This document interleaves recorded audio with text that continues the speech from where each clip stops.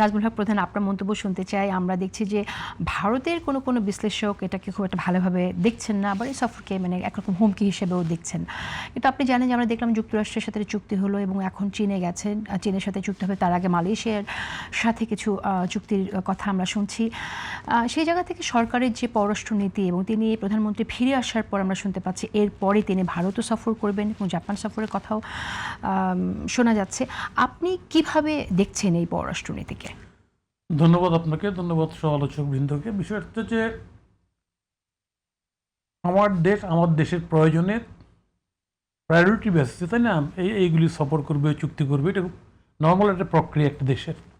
কে বেজার হলো কে খুশি হলো সেটা বিষয় না। বিষয়টা হচ্ছে যে আমাদের যে দেশ মুক্তিযুদ্ধের পরে আমাদের যে ভিত্তি ফরেন পলিসির, যে কারোর সঙ্গে সত্যতা সবার সঙ্গে বন্ধুত্ব, এটা কখনো কখনো দেখা গেছে এই নীতিটা আমরা থাকি না, বিভিন্ন সরকার একটু এদিক ওদিক করছে। আমরা চাই বর্তমান সরকার এই অভ্যুত্থানের পরে নির্বাচনের যে সরকার এসছে, সেই সরকার এর আগেও ক্ষমতায় ছিল এবং তার সেই ম্যাচুরিটি আছে কোন দেশের সঙ্গে কীভাবে সম্পর্কটা পুনঃস্থাপন বিকশিত করবে, ডেভেলপ করবে আমাদের জাতির স্বার্থের প্রয়োজন।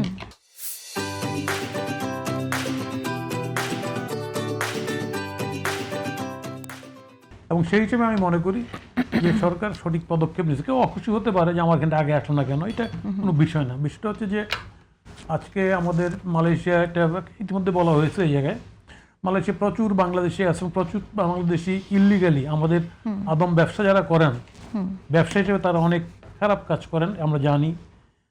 নিয়ে চাকরিতে নিয়োগ দিতে পারেন না, বেচারা রাস্তাঘাটে থাকে, এগুলি পেপার পত্রিকায় হরমশাই নিচ্ছে। এম্বাসিগুলিও পুরো দায়িত্ব পালন করতে পারে না।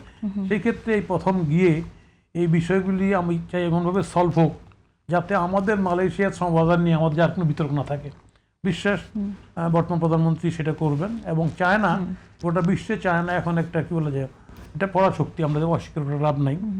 যদিও পৃথিবী এখানটা এটা এক কেন্দ্রিক এক মোড়ল আমেরিকা ছিল, আমেরিকার সে মোড়ল এখন কিছুটা চূর্ণ বিচ্ছিন্ন হচ্ছে।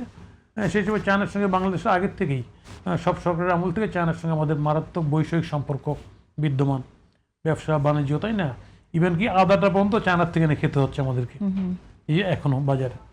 সেই হিসেবে চায়নার সঙ্গে তো গিয়ে তো সম্পর্ক আমাদের বাণিজ্যিক সম্পর্কের কারণে আমাদের সম্পর্কটা আরও ডিপ অ্যান্ড গভীর করতেই হবে। আমার বিশ্বাস বাংলাদেশ গভর্নমেন্ট এখানটায় বর্তমান সরকার ডেফিনেটলি সবার সঙ্গে সম্পর্ক উন্নয়ন করে জাতির স্বার্থটাকে মানে সমুন্নত রেখেই সামনের দিকে এগোবে, এটাই আমরা মনে করি।